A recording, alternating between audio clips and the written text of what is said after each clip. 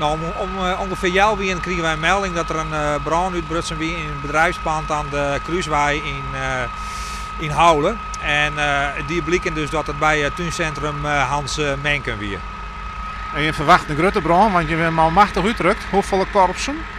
Nou, er zijn onder andere auto's uit Oldenbekeer, Houderwijk, Jesterwoude uiteraard. En er is ook een ladderwijn van de brandweer uit Drachten hier komen. Want je verwacht een grote brand door het hele centrum.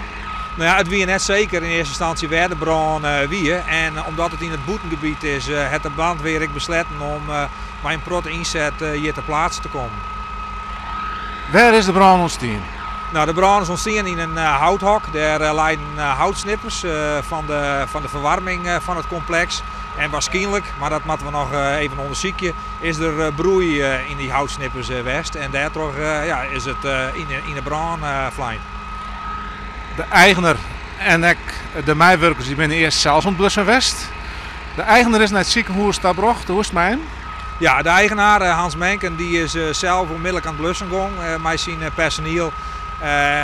Daarbij heeft er nog wat reek binnenkregen en de ambulance is gekomen en die heeft hem onderzocht. En hij is toch even meegenomen voor onderzoek naar het ziekenhuis in Drachten.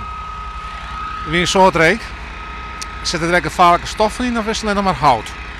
Nou, ik heb even geïnformeerd bij de brandweercommandant, maar die zei dat er geen gevaarlijke stoffen vrijkomen binnen. En je weet er nog net hoe het ontstaan is?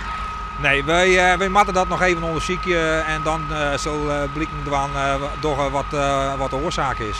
En hij misschien een idee van de skeer, het is een liedshokje. Ja, nee, daar heb ik nog geen idee van hoe groot de skeer is. Maar kan er stookt worden? Ik ben bang dat ze net meer stoken kennen, dat eerst even goed bezoen worden moet. Maar de houtvaardigheid is wel dusdanig ontasten dat dat net meer broekt worden kan.